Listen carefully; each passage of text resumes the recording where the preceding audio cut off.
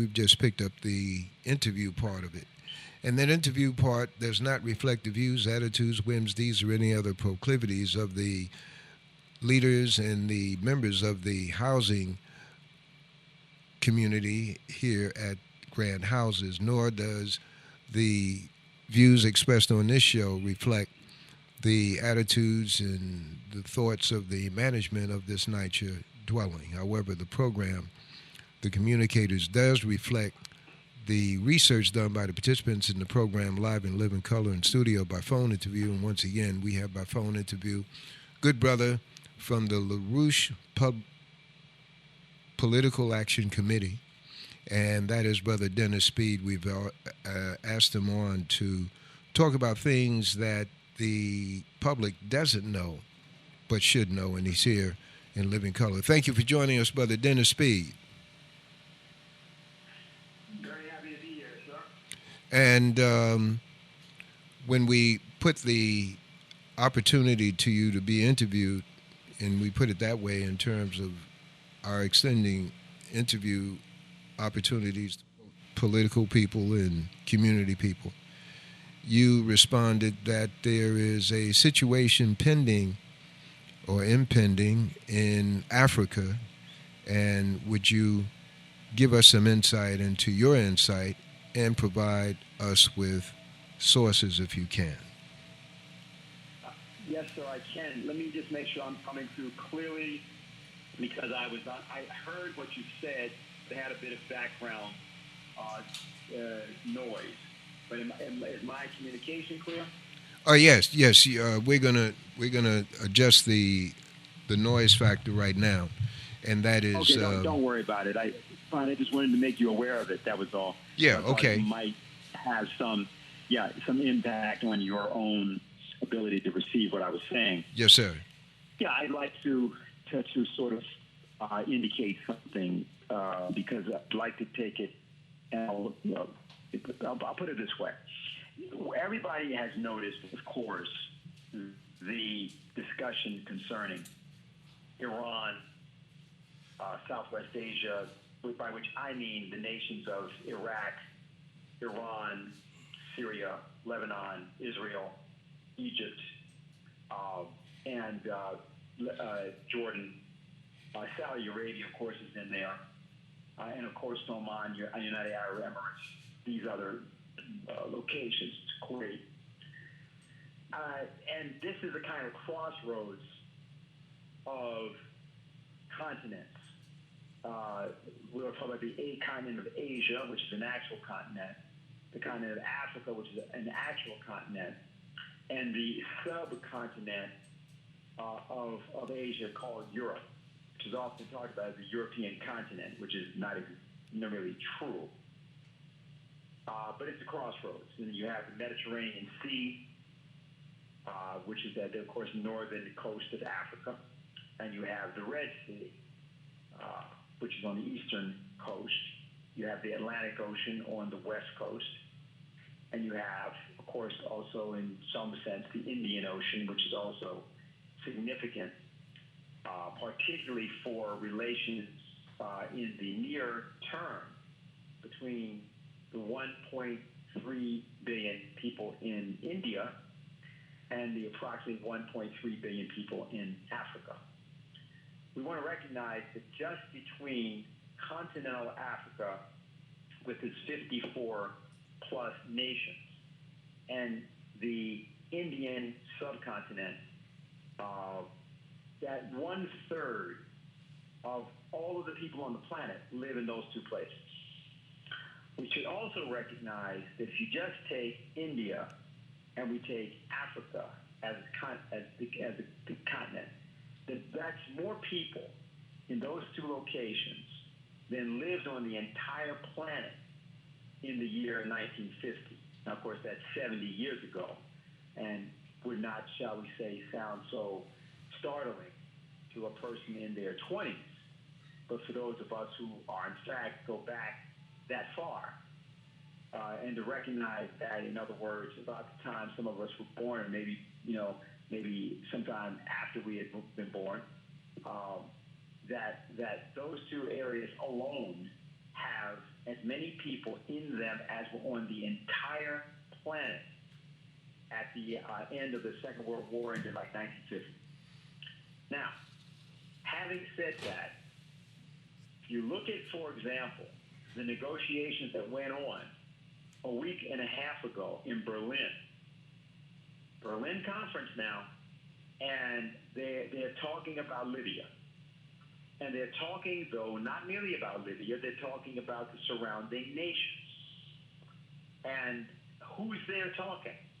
Well, it's Russia, it's Great Britain, it's Germany, it's France, it's a few other places. And the representatives from Libya, that is from the Libyan National Army, and the government forces, the GNA forces. We can say they're a government, but we know how they got there. That is, Muammar Gaddafi was assassinated, and they got there. And you then, of course, have, I don't believe actually the Chinese are not present for this, if I'm not mistaken, but there's a whole discussion about what the fate, Turkey was there, I almost left them out, what the fate would be of Libya. Now I'm taking this up because that's only one part of it. Then there's the whole question about development in Africa. For example, the idea of water, the importance of water in the continent, the importance of rail in the continent, because these are two essentials. A rail for transportation, particularly for shipment of food, and water for the obvious reason. There's no discussion really about how multiple nations are going to have to be involved in development projects. But there's discussion about China's role there, and this one's role there, and that one's role there. Now, why am I pointing this up? We just saw in China, as people are hearing now about this coronavirus, we saw them quarantine a city of 11 million people and build a hospital, whole hospital with 1,000 beds in 1 week. 1 week. Now, there are two sides of that picture. Can you imagine such a virus in Africa? The answer is yes. But can you imagine a hospital of 1,000 beds being built in Africa in a week? The answer is no. So now, I'm not saying that clearly to criticize the Chinese, and I'm not saying that to criticize the fact that they built a hospital. I'm trying to indicate in what I'm saying that there is a set of processes presently underway in the continent of Africa, which bear striking resemblance to things that Lyndon LaRouche, who died last year, February 12th, and who was not just an economist and statesman, he's the person through whom I got my entire political education of the period from the 70s on. But he used to warn about depopulation, genocide, National Security Study Memorandum 200, which was written back in 1974, Global 2000, which was something written in the 1980s. He gave warning after warning after warning about this and said that the conception underway is that 6 billion people. He always used to talk about this idea of genocide 1,000 times worse than Hitler. And people used to try to say he was exaggerating. And then now he said that 6 million Jews didn't die and all sorts of stuff. He said, no, we're talking about genocide 1,000 times worse than Hitler. That's why they wanted to shut me down. That's why they don't want me to talk, because where's that going to be? He says it's in Africa. It's in Asia. That's where it's going to be. You get it in South America too, but there's very specific agenda underway here. So when I communicated with you a bit of time ago, Brother Leroy, we were talking about the alternative plans that Lyndon LaRouche's people had outlined.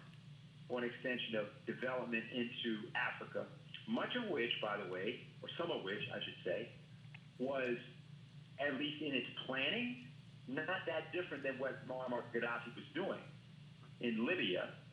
And some of the plans that he did there were complementary to things coming from Congo and coming from other parts of Africa, involving particularly water, fresh water, to refill the underground rivers of Libya, which are freshwater rivers, and including some of the other infrastructure projects that he had discussed. So I'll stop there. I realize I spoke for a bit, but I wanted to just place that context there so that people could understand why we were referring to this. Okay, that's good. Your reference to the Berlin Conference of 1877, is that it? No, I'm talking about the Berlin Conference of 2020. No. The one that just happened. I understand that, but there is the irony, if we can call it that, of the conference taking place in 2020, repeating visually what happened in I believe it was 1877, the Berlin Conference. That's correct. When they split up. So I just hit that for a moment. Okay, great. So you got it, right. I excuse me, you're right, you got it. You're exactly why I was getting that. And now check this out. I'm not saying all of the players there, and I should indicate Congo was there, right? In addition to Libya being there, these opponents in Libya being there. So I don't think that Vladimir Putin, for example, was there in any ill-meaning way. Matter of fact, what the thing with Putin was, Gaddafi, Libya had certain understandings with Russia. And then those were violated when the thing went down in 2011 involving Obama's administration, the Sarkozy administration in France, okay, and then the administration in England of the period. There has been, and some people, by the way, I should just indicate, state that the focus on Russia came right after Libya. Matter of fact, when Lyndon LaRouche heard about, not the assassination, but when the operation began against Libya, he said, this was in the summer, I believe, of 2011, this is not about Libya, they're going after Russia and China. And they've simply chosen that area of Africa as the theater. Now, the reason they would have done that, Brother Leroy, is because Muammar Gaddafi was a very vocal opponent of what was referred to as the, AFRICOM. That is, that the United States and London wanted to create a military presence, kind of an extension of the NATO process. They wanted it in Africa. And they wanted it not in Libya per se, necessarily, but they wanted it in Northern Africa. And what happened was that Gaddafi opposed this. He opposed this so much that they had to put it in Stuttgart, Germany. Right. So AFRICOM's headquarters is there. And we're not even talking about the Gaddafi satellite program. We're not talking about his gold reserves of $100 billion in gold. We're not referring to the projects for Libya. It was literally that his opposition to allowing for what, of course, it has now become the presence of the United States in 26 plus nations. France is all over various parts of Africa. His opposition to it was, and he said at the time that he was willing to collaborate on fighting against whatever terrorism there was that he thought was manifest. He talked about fighting Al-Qaeda, as he called it. He knew there wasn't really an Al-Qaeda, but he called it that. But what I'm trying to point out is that in the present global circumstance where you're hearing the names Iran, you're hearing the name of Iraq, you're hearing the name of Syria, you're hearing about a lot of things, is what you're not hearing about, which is largely the actual prize. And the issue comes down to this. The Chinese have always had a different approach than the British. The Chinese approach was, we will collaborate with you. We will help to work with you side by side in your country, because our view is we are going to directly benefit from that.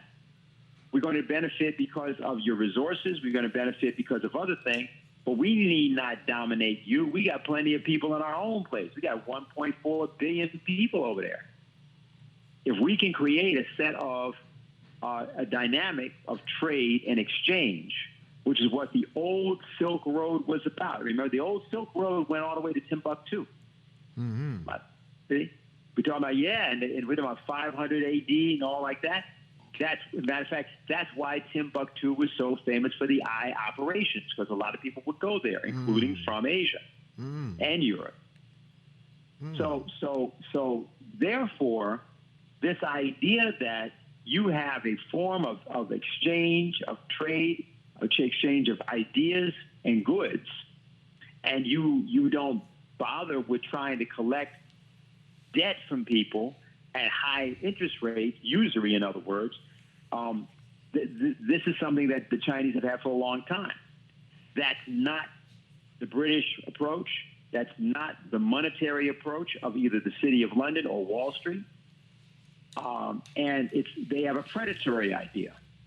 And it must be militarized, because ultimately you are looting those people and you are trying to depopulate these areas.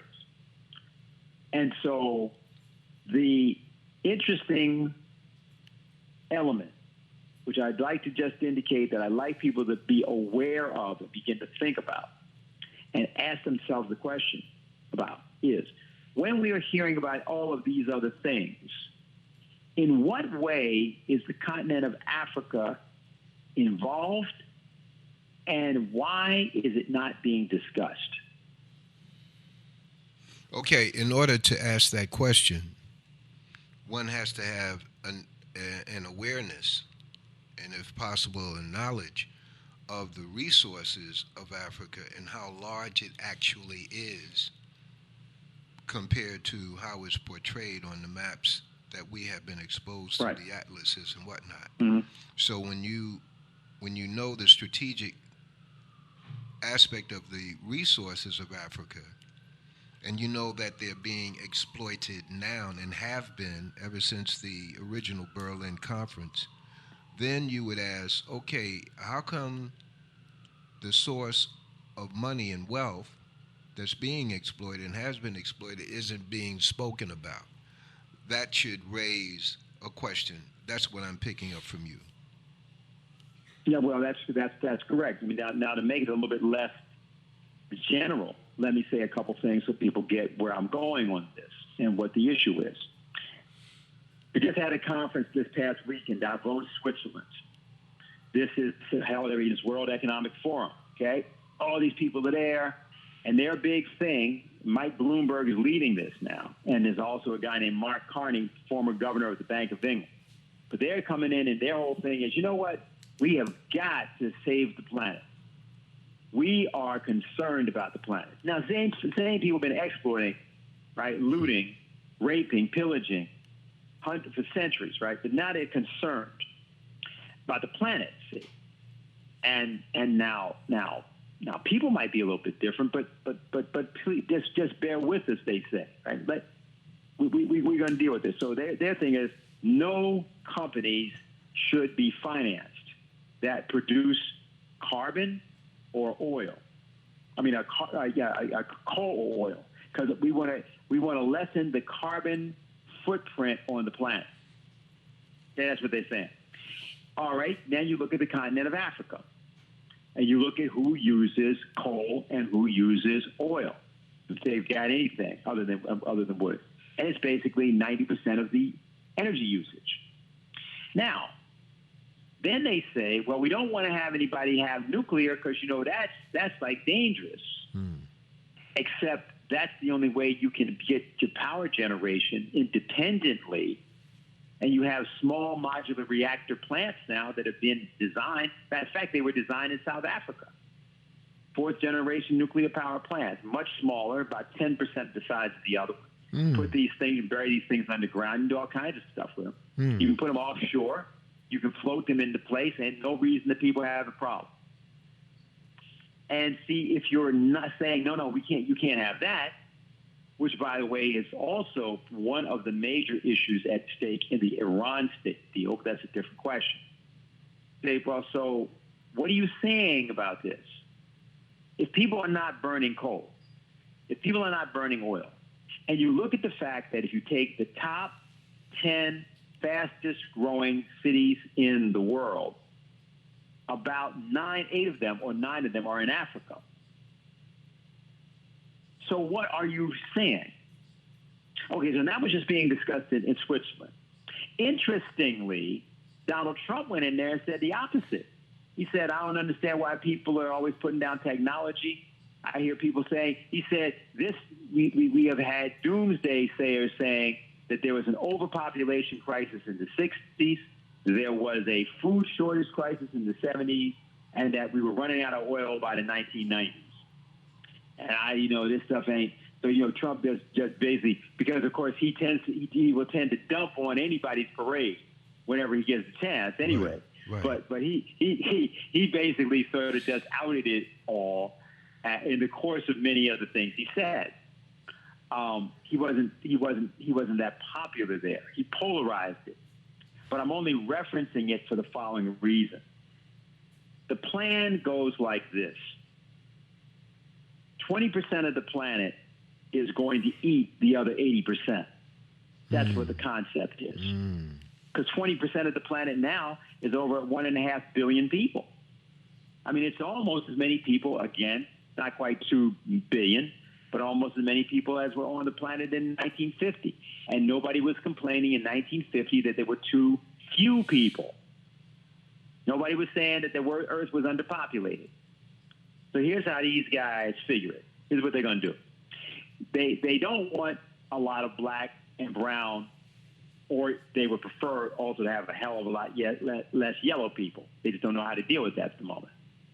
But they don't want these people. So they've got to save the planet.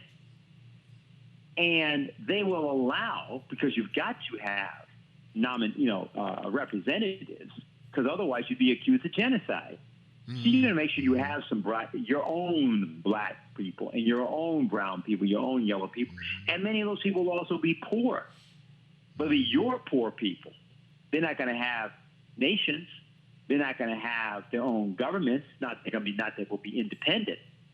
They're not going to have any significant military force. That, of course, is what that Iran thing, or North Korea and so on, which realizes that. They're not going to have that.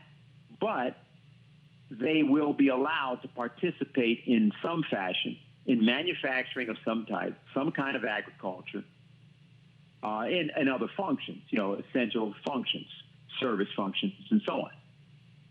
So they want to depopulate, but they've got to find an avenue. And so it's called saving the planet. Now you watch how saving the planet is going to apply to the 1.2 billion people in Africa now, let alone the over I think it's going to be like 2.3 or something like that billion people that are going to be there in 30 years. Their answer is, we don't think they're going to be there. And so this is the issue of the war with China in Africa that is presently being waged by the British, the French, and the State Department, U.S. State Department. It's a silent war. A lot of the African nations know about it, of course. And it's an interesting and important thing for us to always look at. Whenever you're looking at, and they're talking about this and that trade deal, and this and that negotiation about arms deals and arms control and nuclear proliferation, ask the question, well, how does this relate to depopulating Africa? Or how does it relate to looting Africa? Or how does it relate in another way to developing Africa in some ways as a buffer against something else? What are the indicators of this silent war that you indicate against China by the Europeans? Yeah. For that, we'd have to go into some detail. I would rather that at another time in another program, and here's the only reason I'm saying that. If you take, for example, a nation like Zambia, Zambia will speak very highly of Africa because from the time when Kenneth Kaunda became, the first independent president during independence, we're going back now to the 60s, the mid 60s.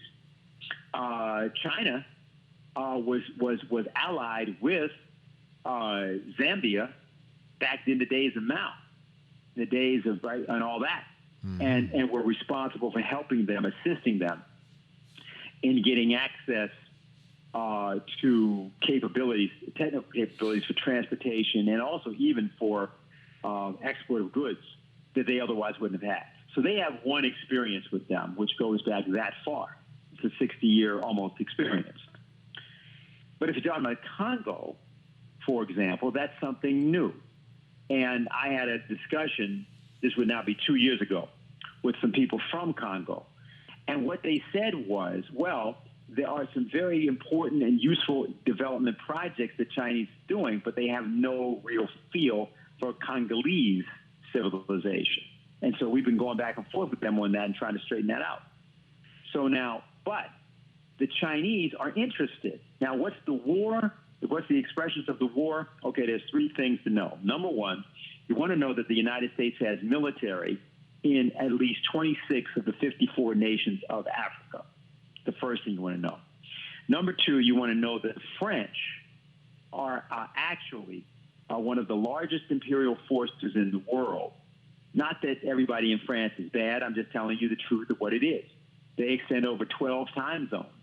And, of course, when they talk about, as they used to with Algeria being part of France, they consider their extended overseas territories to be literally part of France, the nation of France, not merely colonies. Then you have the British, and that's a whole other game. That's a whole other zone because they are looking at it financially. They're looking at it from the standpoint of creating, they're the center and have been the center, more than Wall Street, of a game, particularly since 2008. It was before the 2008 bailout thing happened here.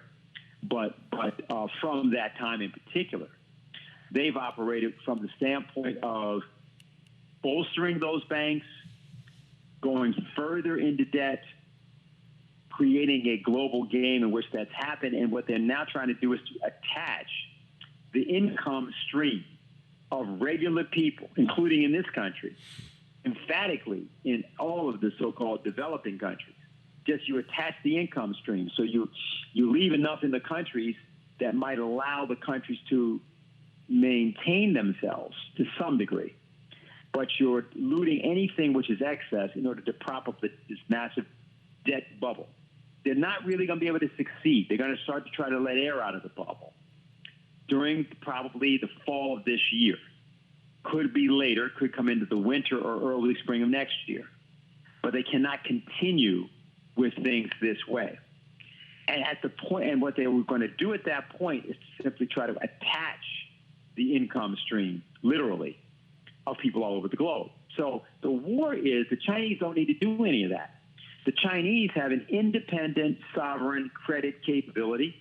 They have independent and sovereign full-set industry. In other words, they can build a hospital in a week.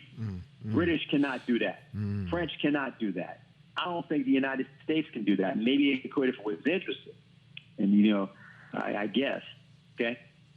So the Chinese don't have to do this. And the Chinese don't have some long-standing colonial axe to grind with a whole bunch of these people in Africa. So, therefore, the NAFTA nations, various of them, I mentioned Congo, I mentioned Zambia, I could mention a few others But just to be, Kenya for example, has a good interest. Kenya and Ethiopia as well, Eritrea, well, are doing certain things with them. It's very specific around the transportation systems there. So these African nations are trying to silently disengage from the Europeans and the American influence.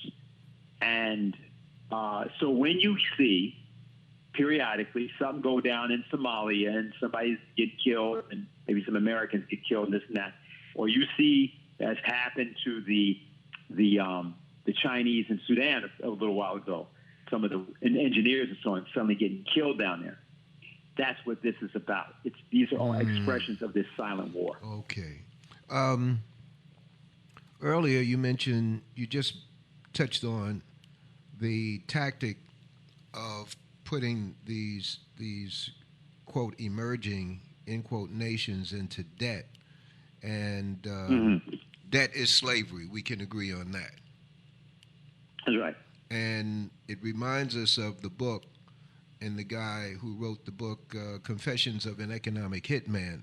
That whole thing dealt with getting nations in debt that they didn't need. I had a conversation with Mr. Perkins maybe 3 years ago. I actually did an interview with him, which I just, we used for various reasons. I mentioned Executive Intelligence Review being the publication that Lyndon LaRouche founded in 1974 and has been published consecutively, 50 years a week since that time. So it's been for 46 years. In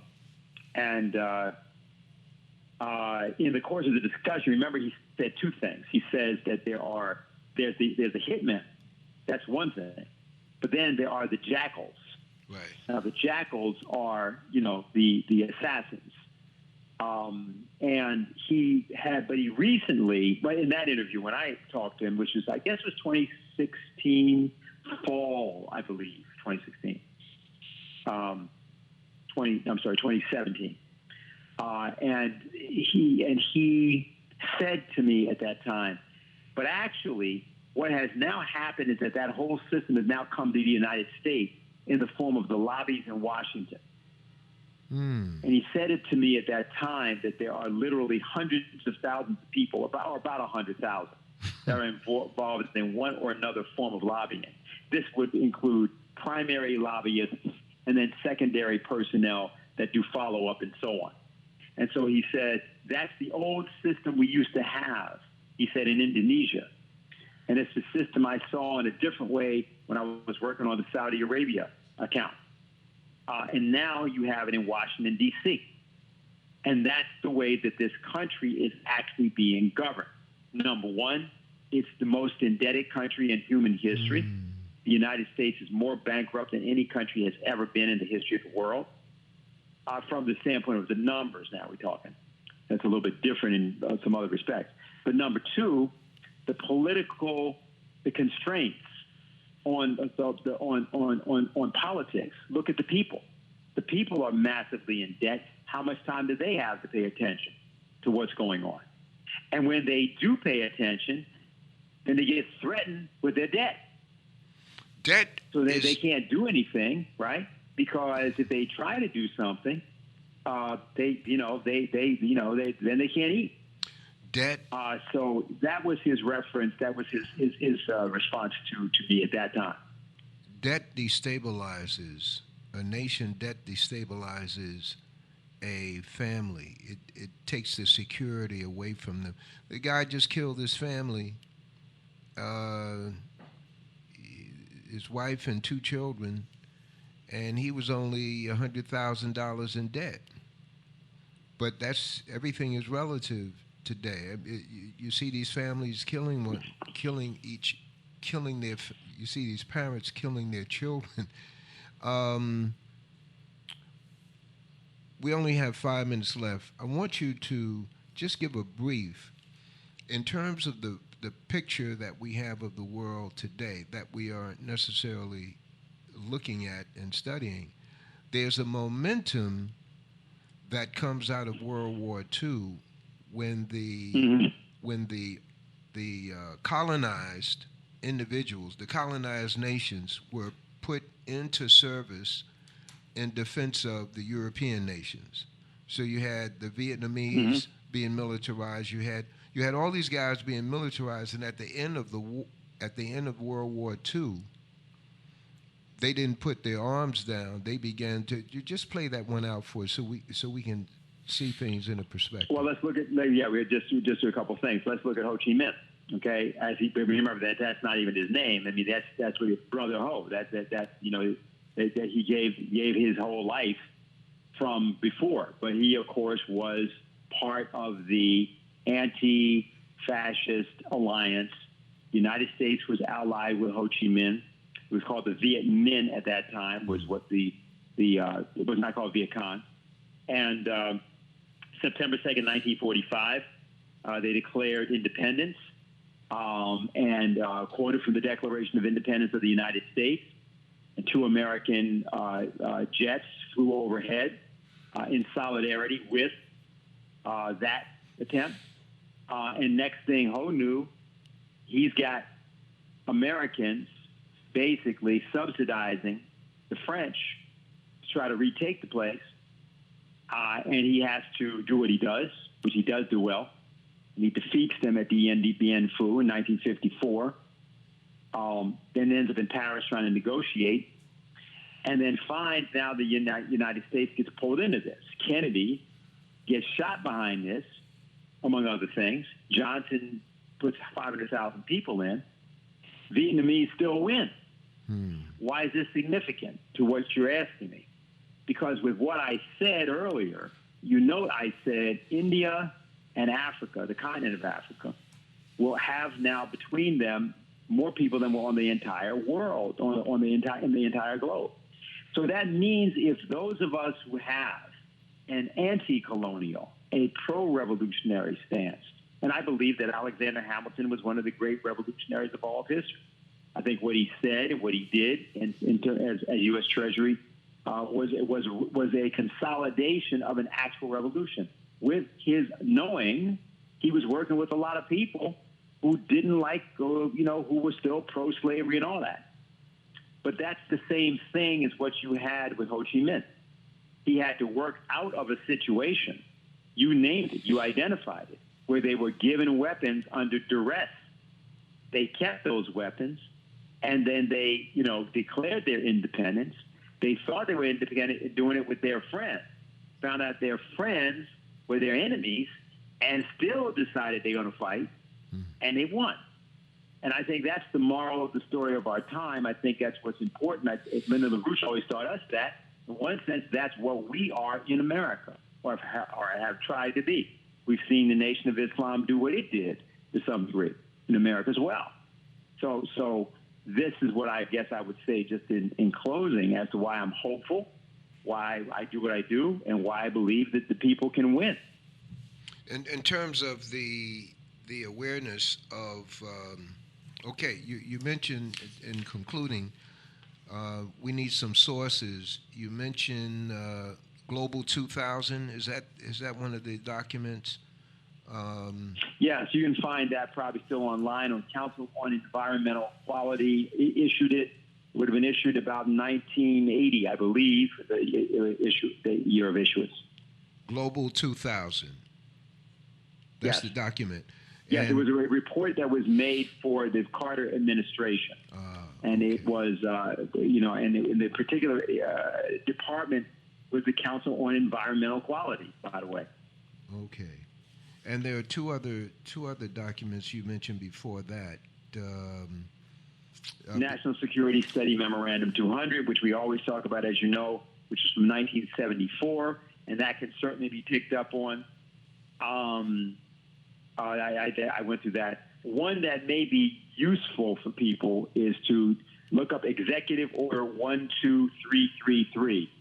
The reason that this is important, Executive Order 12333, that document will explain to you, and this was issued in the 1980s, the changes that happened in the American presidency and its relationship to intelligence and the privatization of American intelligence, which may help to explain to many people why we can't get much done these days, no matter how well we think we're organized. And you'll see the advent of the surveillance state in that document. Okay, and last but not least is the depopulation of major cities in America, depopulating them of black people, otherwise under the guise of gentrification. That, again, deserves its own program. There's some interesting things that some people have been doing, whether it's through the Agenda 21 business or other things.